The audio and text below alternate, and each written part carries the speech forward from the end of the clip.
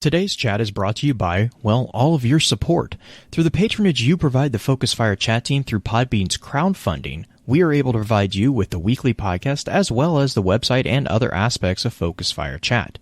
If you have any interest in becoming a patron of the FFC, please be sure to visit our website and click on the support link.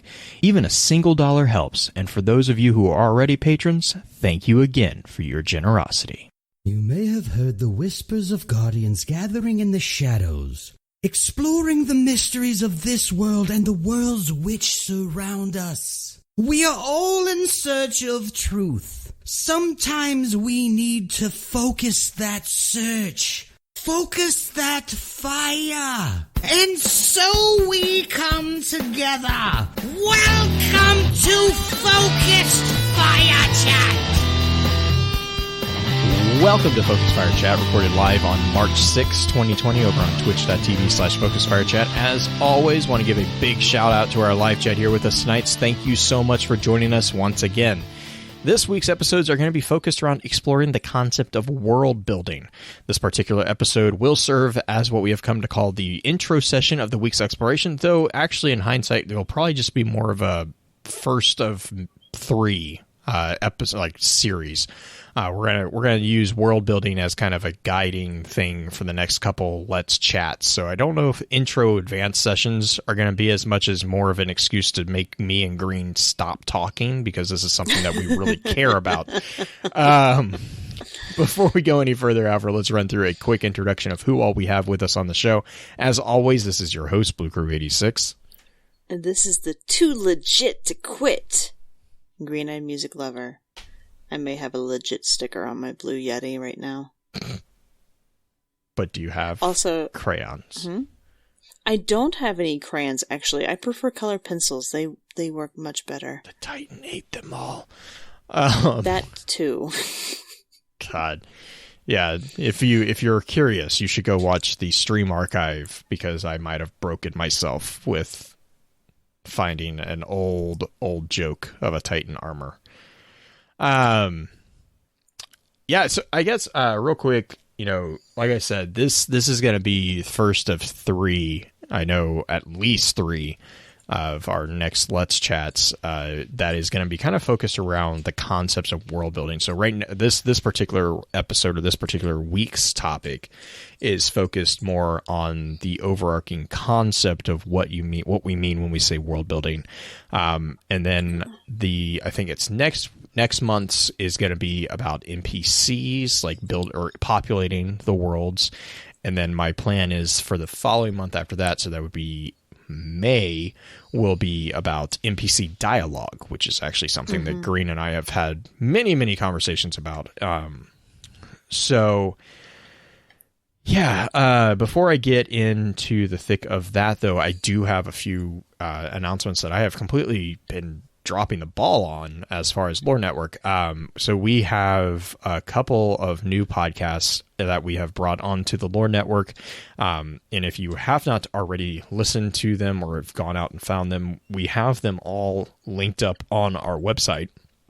If you go to the Lore Network, you can actually select to see all the contributors, which includes the authors, which also includes podcast and YouTube channels. We have them broken out for all that. But the two new ones are the Guardians of Lore team and the Spinfoil podcast, which is the Guardians of Lore is Orchid, Elemist, Miss Hyven, and Hyven. And they're a little bit more lighthearted and really fun to listen to. I think they do weekly. I know they drop their episodes on Friday. They drop on Friday morning. Okay, perfect. Spinfoil is kind of it's Taylor B and Bagels. Taylor B is actually in our Discord chat, and Bagels, I think, is predominantly over on the Destiny Lore subreddit, I believe is where he's predominantly located.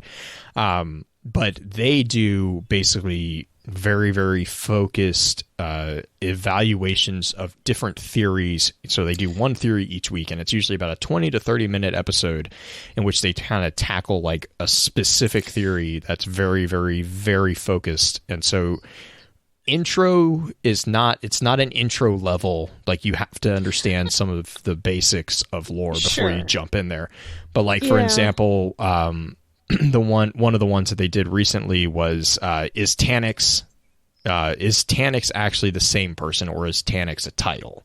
Or did Rasputin actually shoot the Traveler? Was By the way, my Zavathun theory is supposed to make a debut on their show as well. Nice. That yes. Eva Levante is Zavathun.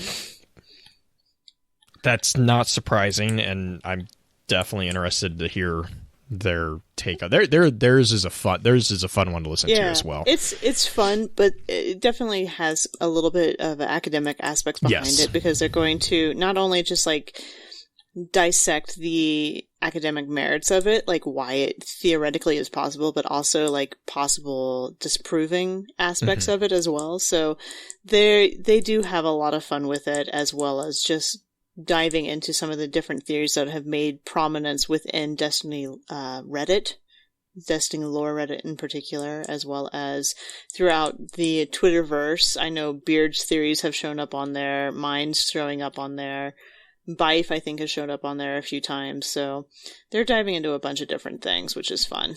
Yeah, and I've talked with Taylor quite a bit about helping them get set up on like the behind the scenes stuff. So I'm really excited to see that. But yeah, if you guys haven't checked them out, definitely gonna have to do that. The other thing I wanted to throw out there is we have gotten a couple more authors. So Infomage has been doing a couple articles that have been making the rounds on the site, and then I have finally gotten my stuff together, and I've started getting Rhino with Destiny Armory Defined. We've got his stuff actually consistently now coming out, so we will be doing that kind of as an archive purpose for him, and also to kind of spread that knowledge out a little bit more. But again, that's the point of the Lore Network. So if you guys do have any interest again in either writing, or if you want to put together a podcast, or you have a YouTube channel and you want feedback, if you want help spreading the word, or if you just want to contribute to a group, we are always looking, and we're always welcoming new people who want to explore lore. And it doesn't have to be just Destiny. I wanted to also reiterate that it can be anything. I know I have a couple people who are there's two people who are writing Voltron articles. We have another article coming out about Midsommar, which is one of the recent horror movies that just got dropped, I think, about 6 months ago. And there's a couple more psychoanalytical pieces that I think Infomage is working on as well for some other stuff. So we have pretty much the gamut. So if you have something, please let us know. So that's on the Lore Network side. As far as Focus Fire, what I wanted to do also is I'm trying to think. I've been pestering Green about doing stuff. I want to put out a call, because one of the things I was kind of just perusing stuff, and I just realized we have never actually kind of gotten feedback on. So we have a group in the Discord called the Catet of Lore, which is where all the people who are either subscribers on Twitch or patrons on Podbean, they get access to all of the unedited banner art that we do every month. Or every week. Every week we do the banner, and I give them the version that can be used as a wallpaper. We'll sometimes throw extra or early versions of maps and stuff like that up in there. So if you're interested in that, please either jump over onto Twitch, or Podbean has it as well. But we call that the Catet of Lore. But I also realized I've never asked people, and this is completely on me for not realizing it and dropping the ball on it, but I've never asked people, when you think of Focus Fire community, do you have a term? Like, I know Green, we call your team the Whip Squad. I'm curious as to what we should call the Focus Fire group, because I honestly have no idea. So that's my request to the community.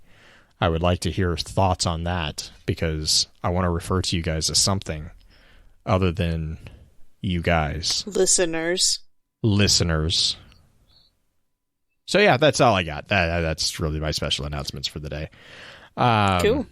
But yeah, so I have a couple of just, standard housekeeping notes, and then we're going to get right into it.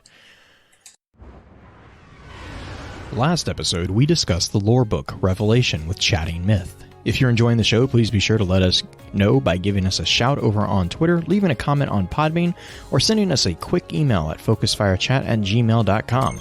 Reviews or comments on where we can improve are always welcome. They let us know what we can do better to create a more enjoyable experience for everyone.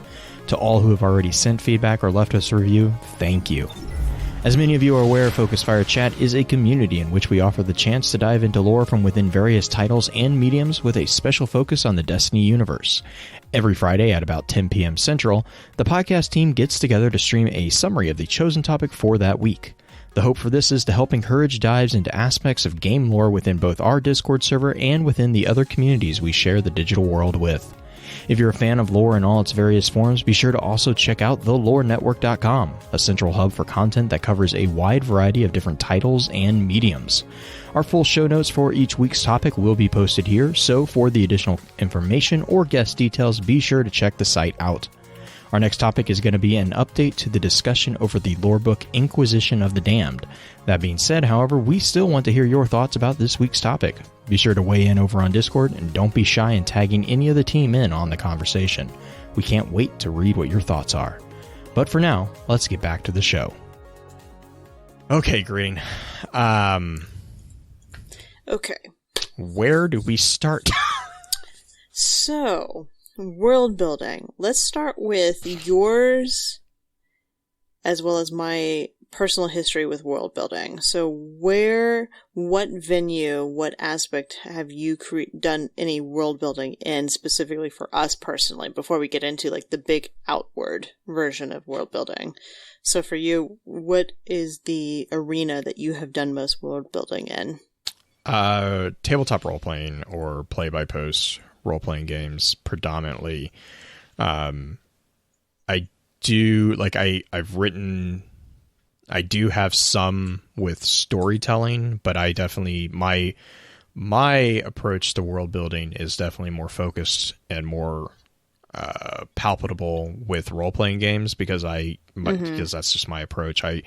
I focus more on technical aspects of the world that I'm building, so a lot of the like ins and outs of things that when you're writing a story, and we'll get into this is kind of the difference between what's referred to as world building or world conceptualization. I definitely am a world builder as far as my brain goes, because that's the stuff I focus in on. But yeah, my predominant exposure has been to like, physics, geography, the culture, like the overarching culture, cosmology a little bit. I know that's a big element in a lot of fantasy, but I don't really delve too much into that because I'm more focused on like the actual culture and the society. So like there's aspects of cosmology that get involved in it, but not significant like Pantheon level details. And I'm also pretty with RPGs. The nice thing about that is that you can be pretty unapologetic about borrowing aspects from other RPGs. So if you have something that if you have something that works and that you've experienced, and like I play a lot of the indie RPGs, or I have in the past, and so like I have my favorite magic system, I have my favorite combat system, and so you just throw those together and. Once you get intimately familiar with a lot of the systems, it's really not hard to kind of mix and match and merge them together where it's pretty seamless.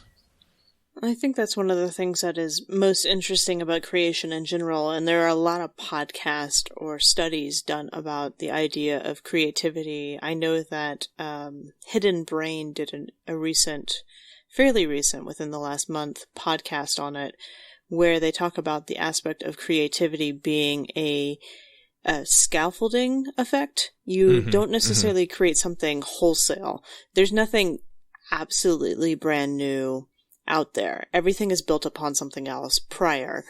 And that's true for stories, that's true for music, that's true for writing movies and plots and any sort of creative aspects or even inventions. Everything is built off of something prior before. You have different aspects that you tinker together and they build out into something entirely different. When it comes to role-playing or when it comes to world building in general, you have ideas of even like Tolkien. Tolkien's entire world building concept was built off of the linguistics of these different cultures, which was borrowed from not only his own creation of himself, of the Elven language, but also some of the aspects of the different languages tied into Great Britain at the time. But for me personally, the thing that I have most connection with when it comes to world building is with role playing in general. Not necessarily tabletop, because I haven't done actually a lot of sit down and tabletop games. I've done a lot more role play, story play with other people just via message board type thing and creating that aspect. So do you do more freeform? Oh, absolutely. Okay. Well, and the reason I ask is like when I talk about tabletop RPGs, I prefer the structure of like a dice system, mostly because with the games that I'm designing for, predominantly there's going to be very heavy combat, and it's just the easy way to avoid the, hurt feelings of someone pulling a god mode. Yeah. So dice, and that's kind of the next thing that I actually was going to kind of merge this into is like, the approach of build. So like freeform usually has a concept of everyone who's involved. And I love freeform. It definitely play by post is definitely much more suitable for freeform. Tabletop RPGs, freeform gets messy with tabletop because it's just, there's no structure inherently. Whereas with like a play by post, there's an inherent structure, or even Discord chat, which still I can't process it, but I see people do it all the time. There is an inherent structure that is ingrained into the delivery system that allows freeform to operate there. Whereas with tabletop RPGs, it's really like we've done it. I've done it, and I've done it successfully a couple times. But you have to have a group that is really comfortable with each other, and you have to have a group that is really mature as far as working as a cohesive unit, which is where the dice system really helps kind of bridge that gap. Because dice, go for it. I mean, there's always people who are going to try to break the system, break out, right? Like that's why you have the dice there to help. I mean, like yeah, that's I've the thing. Done is it like too. that's I've why done it that's I would argue that often that's why I actually make a decent builder, is because I've spent so long as a player picking apart loopholes. Like we were kind of talking before we started recording. When I play RPGs, I play a skill monkey is the kind of the term, which is basically a term for rogue characters, basically characters who don't specialize in one particular thing, but are kind of more of a jack of all trades. And the benefit to doing that is there's a particular approach that some people refer to as min-maxing. Some people refer to as what I kind of refer to it as is just loophole. Basically, we find the people who do skill monkeys or min-maxing basically know the rule system so well that they know that the synergy that exists between particular artificially constructed skills is such that if you apply a certain amount of points to a certain skill, it will carry over in a beneficial way into another one, so that you don't have to worry about buying or spending air quotes skill points to get that. Well, it's like finding out that 1-2 punch for shotguns works really well with Arcstrider with the with the Liar's Handshake. Liar's Handshake, right. It's finding out where the quote unquote loopholes are, where the synergy is between the the actual things. It's not necessarily a loophole, but it is the most optimum, efficient way of creating a character or manipulating and using a character. Mm-hmm. It's a manipulation of established rules to create a advantage over not just the environment, but also other characters, which, I mean, again, not to get into the dangerous argument of if that's breaking the rules, because the point is like, it's not breaking the rules, especially in RPGs. You can't break rules because your person who's keeping the rules is a human being that's sitting across the table from you for a lot of times. The DM, like, it's not like in Destiny or in like FPS where it's like, oh, I can glitch out over this. No, like, you can't glitch through another person. They usually notice you when you're like, no, I'm going to do this. No, you can't do that. So you have to have like, you know, you have to find that explanation, which is where, you know, the approach when you're designing a game kind of comes in, because there's two predominant approaches, right? There's okay, I'm going to design a game, or I'm going to design a world for a game, but there's also, I'm going to design a world for a story. And those are two, and even within those, there are different nuances. Like games, it's like, okay, if you're going to design a first-person shooter game, that's going to be significantly different world than if you're going to design a tabletop RPG or a TTRPG. Right, and to be fair, those are both based off of a singular origin. That's not necessarily based off of a cooperative origin, which is more freeform play. Well, a tabletop can be cooperative. Right. But okay. Sorry. Like yes. RP, yeah. Like the RP posts that I do. Right. RP You're are collaborative. Yeah. Correct. Gotcha. So the primary things that we're going to talk about as far as the episode goes with the world building is going to be based from a single origin. It's going to be based from the quote unquote DM or GM aspect versus doing the freeform play, which is more of what I'm used to, where you have multiple people within an instance telling a story together they each have aspects that they are able to affect on the world. So it's not just one person creating not just a setting or anything like that, but multiple people are creating the settings, multiple people are creating the interactions, and it is a joint venture that has both give and take as far as the flexibility of the adventure as well as the outcome. There is a problem sometimes, depending on who you're playing with, on the aspect of min-maxing versus keeping within a realistic role that everyone can agree on. And I'm sure we're going to talk about that a little bit later, but totally, there's probably, I would say, more 3 aspects that we have available to us. What do you think, Blue? I would agree. Yeah, because you're talking more, and I mean, I guess that to me, in my paradigm, I attribute collaborative storytelling, which is really in my brain what you were just talking about. That's more for, I view that as more for designing, for writing a story, which it's a blurred line, obviously. Oh yeah, but very much so. But when you have a lot of times, what you'll see with a lot of like fantasy novels is the books that have 2 authors. That's a collaborative story. Whereas, like, you know, I mean, Dark Tower, which, you know, comes to mind, Wheel of Time. Actually, Wheel of Time is a collaborative story now, but Dark Tower is a single point origin because it's all coming from Stephen King. Whereas with yours, or with, you know, the Wheel of Time, it's now I always forget his name. Sanderson. Brandon Sanderson, then Robert Jordan. Robert Jordan started it, and then when he died, Brandon took over. Sanderson finished it.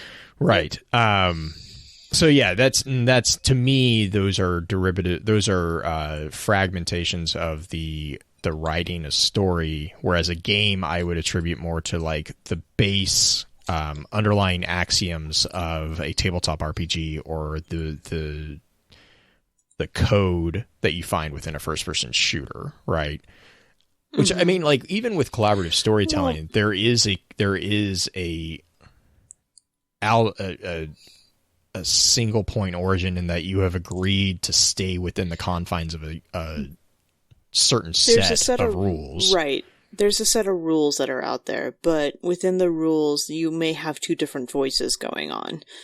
As far as the collaborative storytelling, it's not collaborative storytelling in the way that I'm used to is not conducive for a video game, because it is based off of multiple perspectives, multiple aspects affecting the same world. It's not, in some ways, Destiny does that, in so much as there are many writers writing for Destiny. Mm-hmm.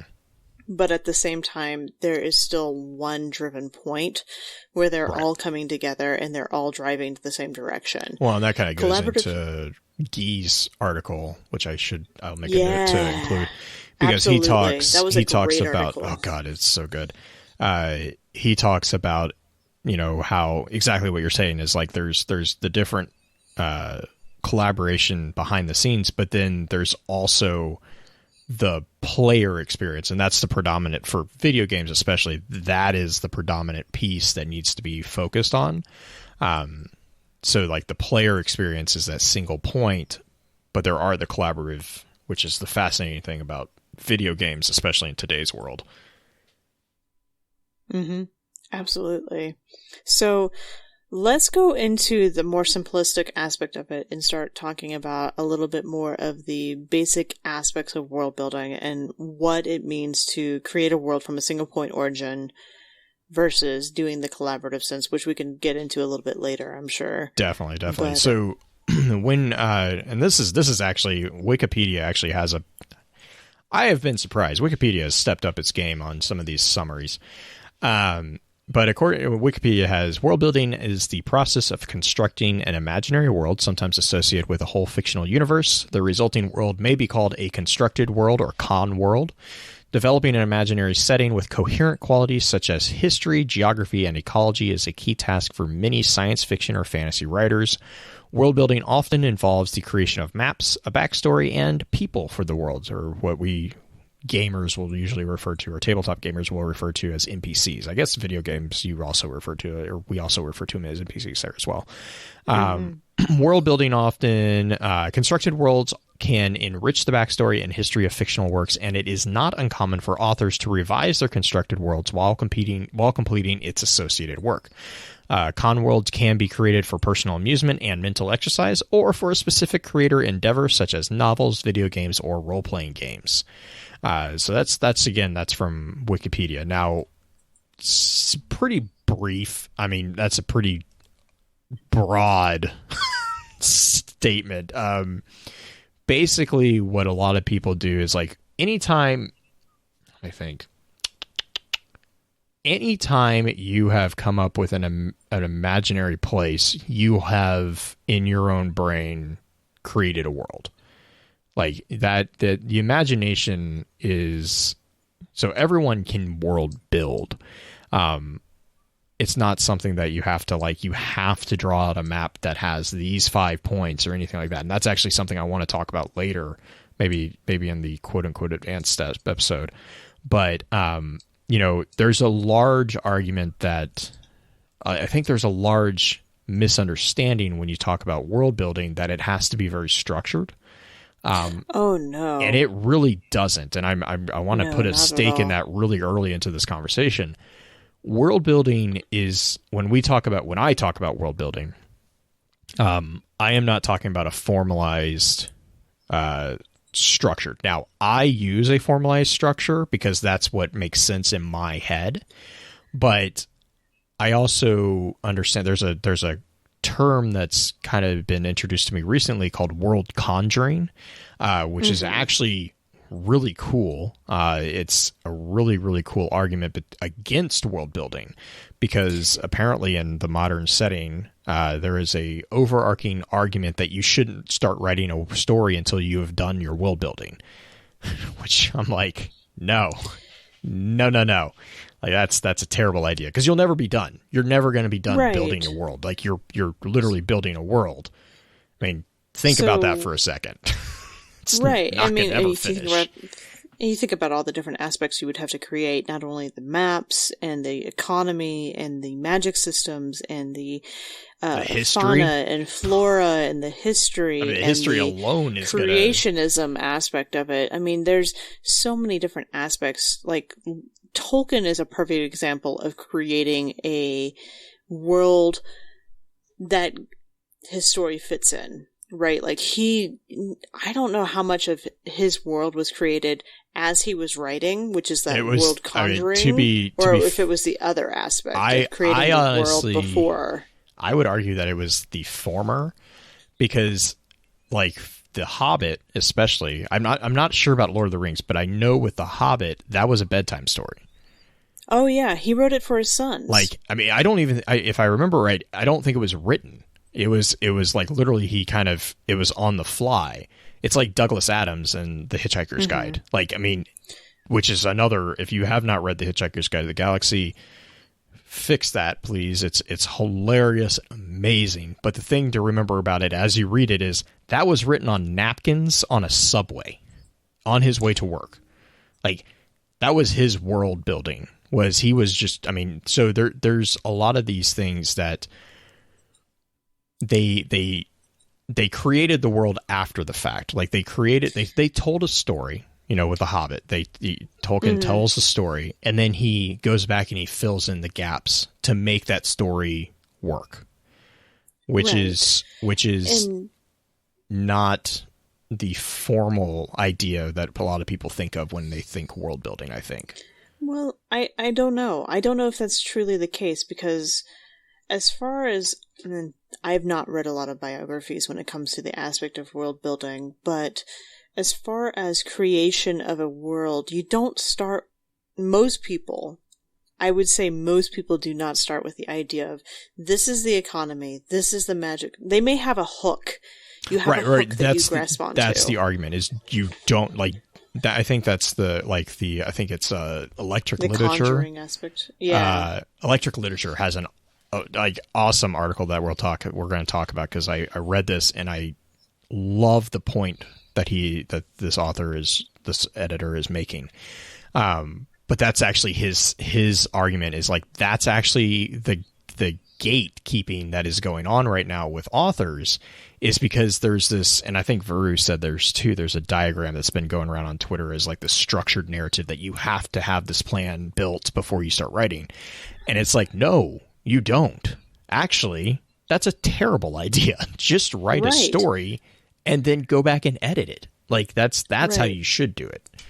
I mean, you have an idea, whether it's, I want to make the magic system based off of this, or I want a character with this kind of flaw. You have that one idea that you start with, and then you start writing to that.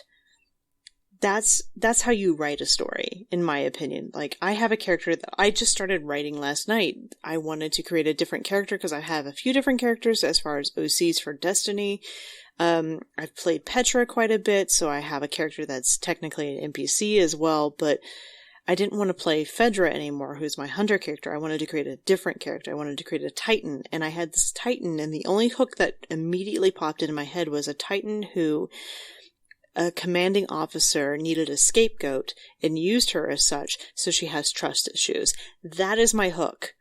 And I'm going to start writing for her based off of that one piece of information. I'm not designing the world. I'm not designing her backstory until I have that one piece of information set in my brain, because that's where everything is going to stem from. That's where her motivation is going to come from. That's where a lot of her influences and emotion and her tone especially is going to come from, just that one piece of information.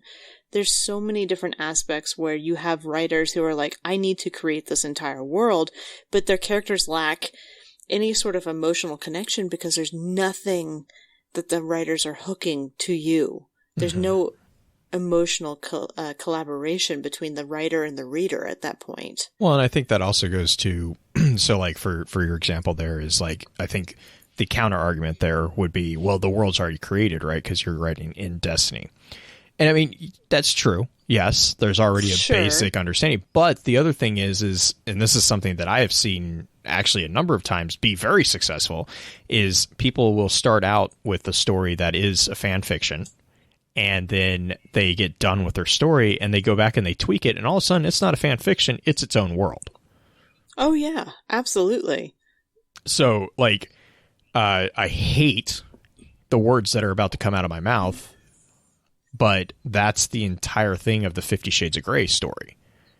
Is that it was started at the only reason I know the this fan fiction for Twilight. Yeah, it was started as a fan fiction for another equally terrible story, and then Twilight. Then they went back and post and edited it so that it was arguably its own thing. And I mean, look, but and as much as I hate bringing that into this thing, look at the success that thing has gotten. Like, I mean, it's not currently because it was literally no substance, but the success that it enjoyed, that was all based off a flash in the pan, as far as fan fiction. But that's what I'm saying. Sorry.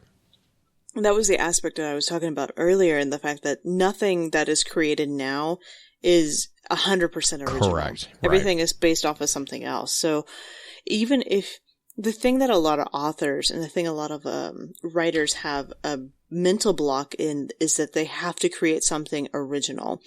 And that idea of the word original, that word is so toxic to a writer in so much as you have to be completely, nothing has ever been written like that before. That's impossible because the way that language works is based off of scaffolding. The way that our own learning is based off of scaffolding. So you are going to build things off of things you already know. That's how you write. That's how you express yourself, as things of words and expressions and stories that you already recognize and mean something to you. You're just going to add your own twist to it, and that's how you write a new story. That's the original part. Coming up with 100%. Yeah, that's the origin. That's your own flavor text. Originality is based off of the scaffolding of things prior. Right. Now, and actually, so I have two examples of things that are much more palpable to my taste. Okay. So first off, Tolkien. You were talking about Tolkien.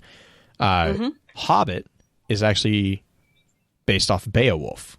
The entire story of Smaug and the Golden Cup is verbatim what happens in Beowulf at the conclusion of Beowulf.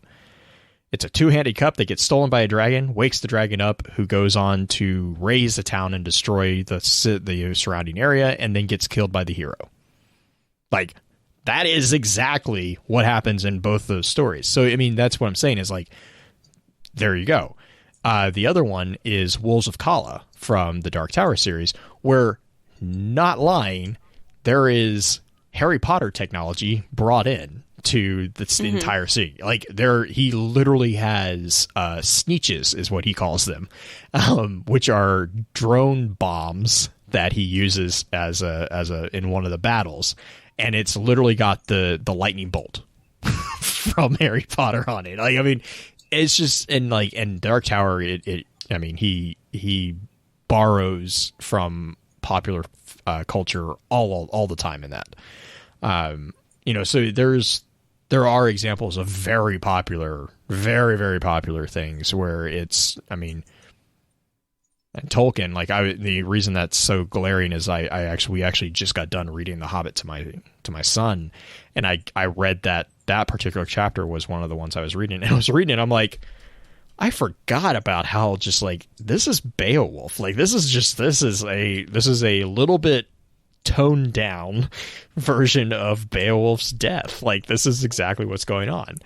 Yeah. I just completely forgotten, and that's why it's fresh in my mind right now, is because we had read it, and I think we read it last week or something. So, look, I think one of the funny things that you see, and this may be a semi-old aspect of when it comes to story writing. I was reading an article, and I read this a couple of years ago, which is why I'm feeling like it's a little bit old, that a lot of modern day epic writers, Robert Jordan, granted he's a little bit older and now unfortunately deceased and passed, but Brandon Sanderson, and I can't think of some of the others that are out there right now that are just those big names, they all base it off of the quote-unquote Tolkien model.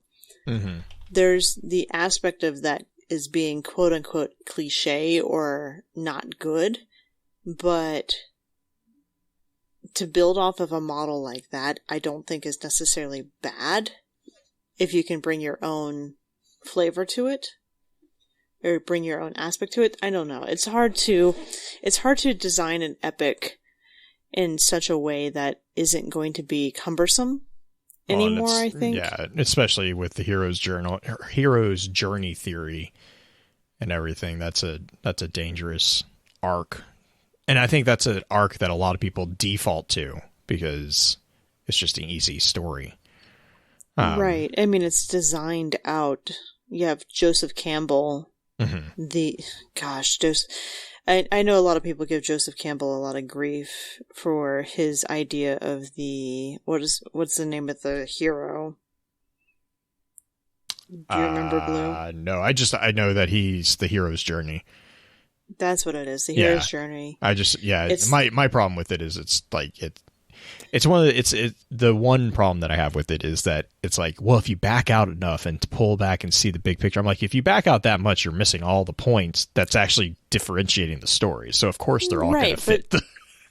Right, but that's the same thing as like astrology. You have the generalization that fits the aspect, but the idea of creating a story where you have the primary character and then you have the wizard. I mean, in Tolkien's case, it's the wizard type character, or the herald, I think is what Campbell calls it.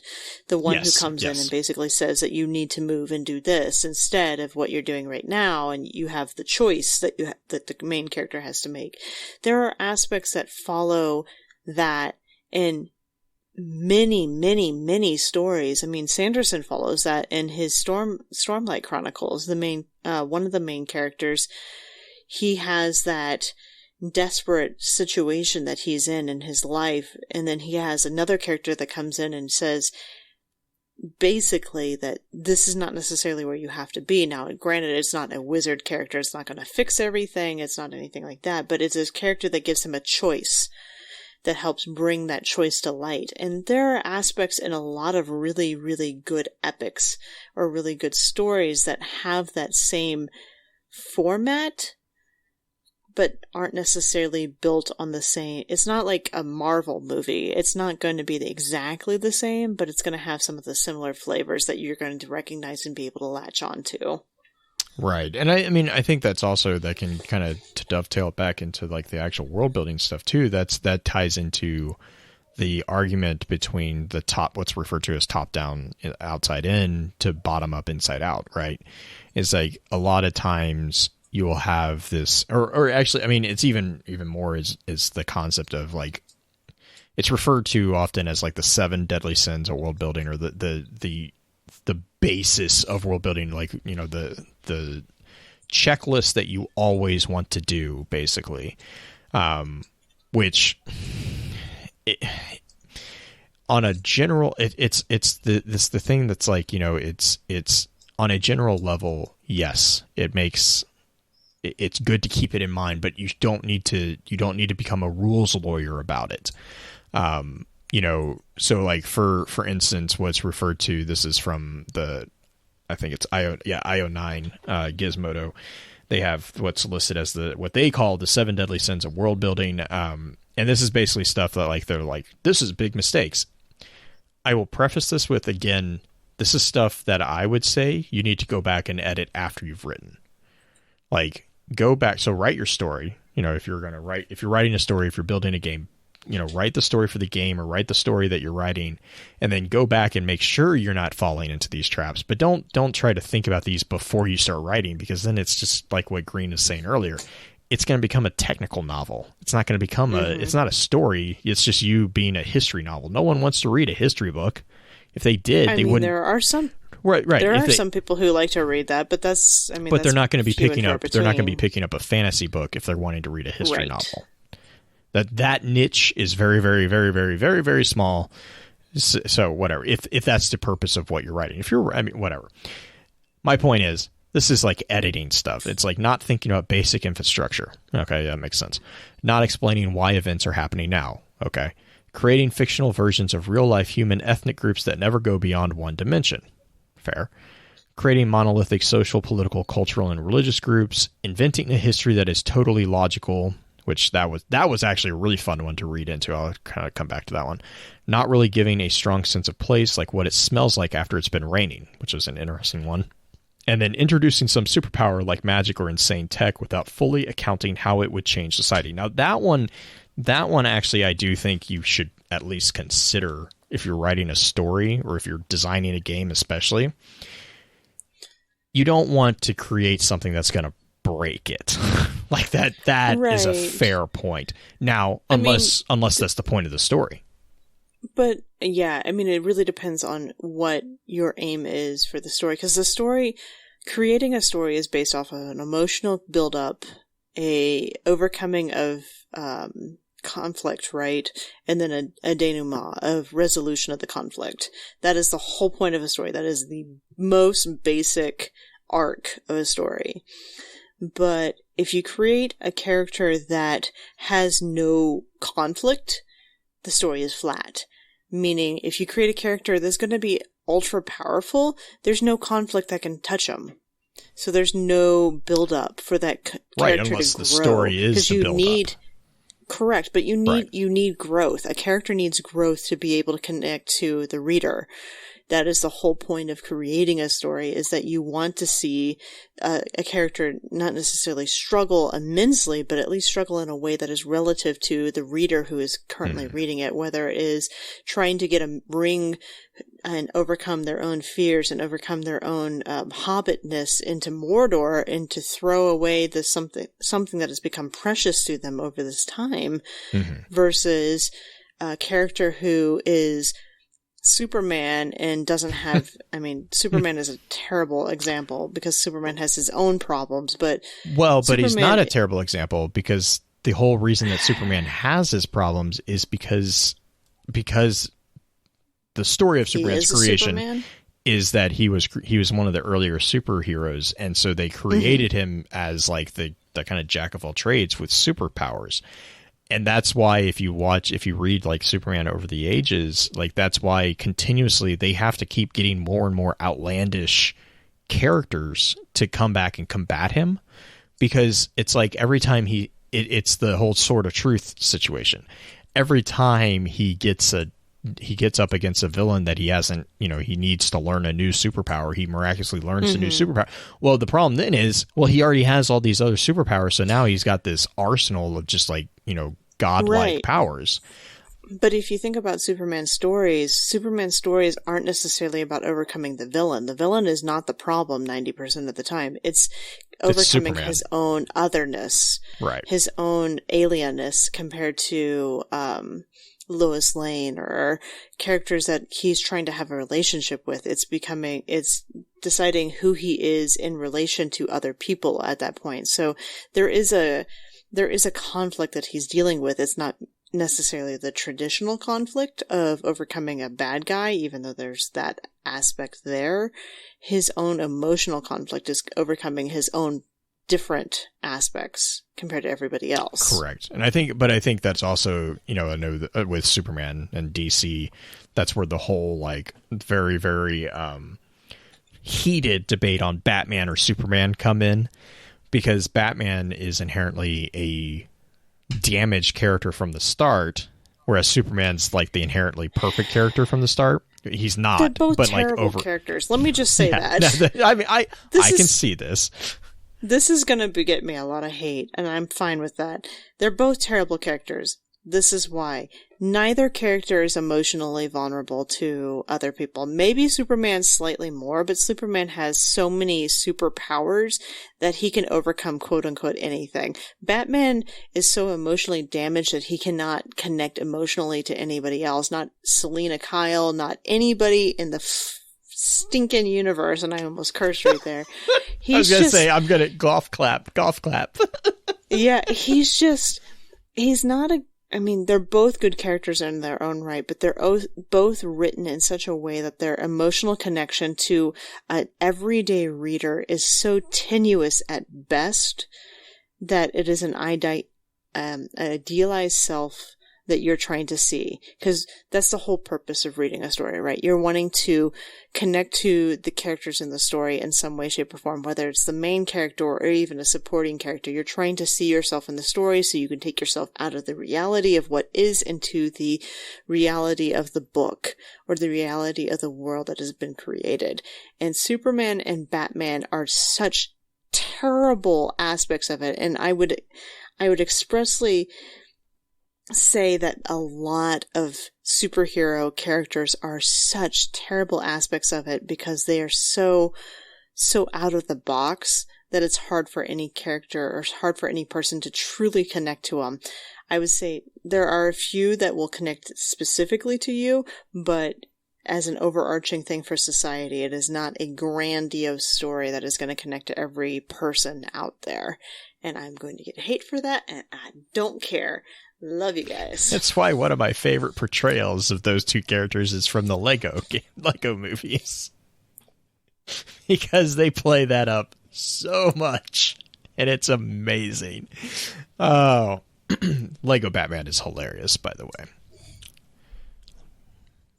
But anyways, so, oh man, I mean, the thing is at the end of the day, I would say, and I'm trying not to get into the debate against world building versus world conjuring. The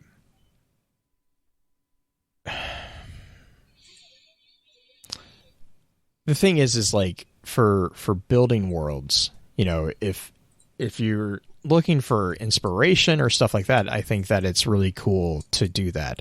You know, there are the two, like I mentioned, there are two approaches. There's like the top down and outside in, or the bottom up inside out.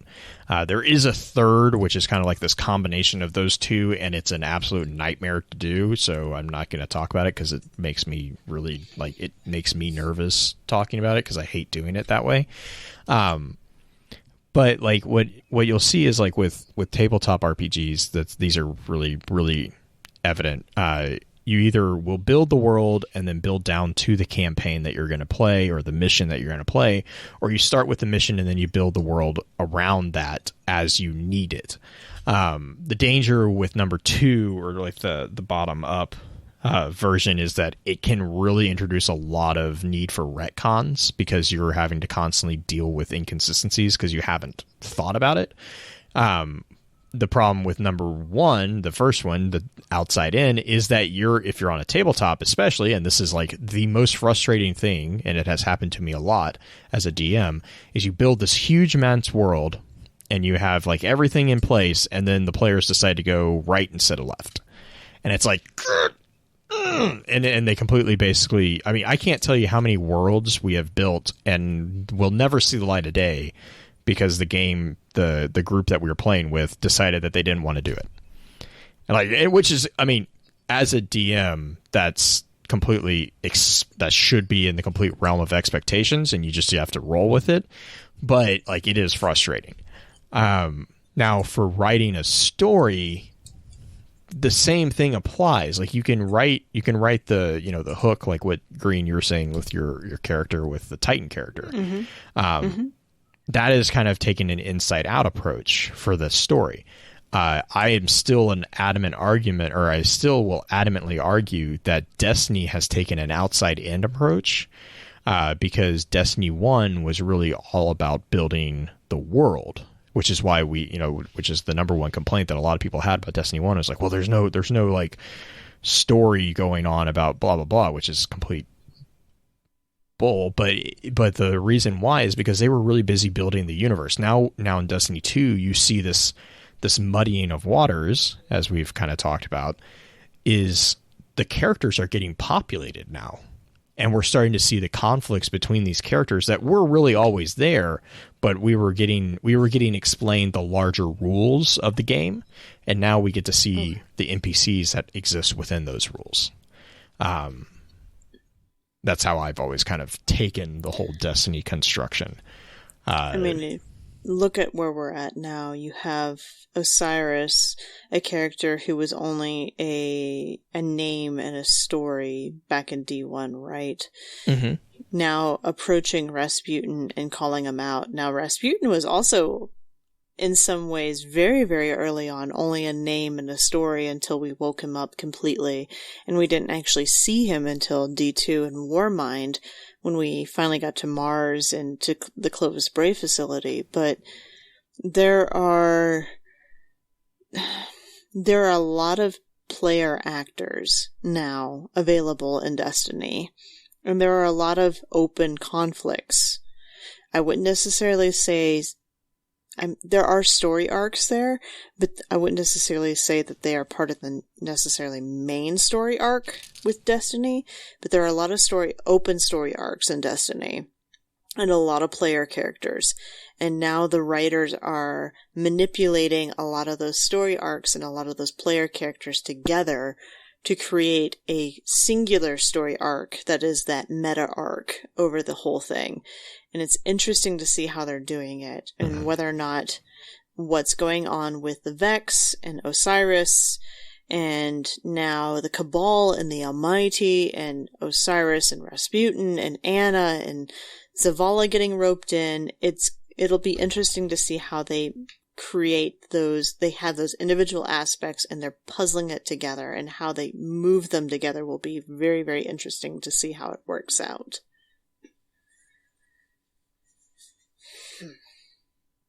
Yes. I'm going to have to, I think I'm going to have to call it, because I really want to get into the debate with world building versus world conjuring. Let's do it in the advanced episode. Yeah, I'm going to say we'll have to jump for that into the air quote advanced episode. So, shout outs, last comments for this episode, Green. What do you got for us? My shout out actually goes to a really close friend of mine, Raz. Raz just today. Now, this is March 6th of 2020. For those of you who are in the future, she just had her last treatment for cancer today. And so she rang her final bell, and she's out, and she's got a new lease on life, and she's really, really ready to go. So my shout out goes to her in that she has survived this, she has done this, she is ready to move on, and she's ready to kick ass. And shout out goes to her for being strong enough to make her way through this, because cancer is not an easy thing to go through. Going through all of the chemo and everything that she went through for 5 weeks. Good on her for getting out of it and being ready to go on to having a good life outside of it. Blue? Just really a big shout out to everyone who is actively, in some way or fashion or form or whatever, who is trying to either write your own story, write a story, or participate in a story. If you're, just the process of imagination is such a powerful process that I think doesn't get a lot of emphasis in today's world. And it's kind of sad, because it really does help with, whether it's mental illness, with your feelings of, community, all this stuff. It's something that's really powerful. And so for those who put themselves out on a limb to, do that, I think that's really, really powerful. I think that's really cool. Obviously we here with Focus Fire, we are constantly giving a shout out to the narrative team of Destiny, not just the narrative team, but the whole team of Destiny for the world that they have created, the story that they are telling. The same for any video game that you enjoy. There's a huge number of people, both past, present, and even future, who will continue building that universe and constructing that universe that you lose yourself in. And that's a really big, that for me, that's a big part of my life in general. So just a really big shout out to really just all of that, all the people who fall within that giant group, which is basically everyone, to be fair. But yeah, that's just my general shout out. As has become my new tradition, because Green forced me to make up one. I wanted to thank you for your time. And until next time, remember, with wisdom we conquer. Stand strong, stand tall, and keep exploring. With that, we'll begin to wrap the chat up. Thank you again to those over on Twitch for coming to spend your evening with us. If you'd like to join us for the live streaming of the episodes, please be sure to give us a follow over on twitch.tv/FocusedFireChat. Links to all our episode archives can be found at www.thelorenetwork.com. Please be sure to email us at focusedfirechat@gmail.com with any comments and or questions for the team concerning the podcast, and let us know how we're doing by giving us some feedback and a rating over on iTunes as well. So until next time, focus your fire and may your light shine bright.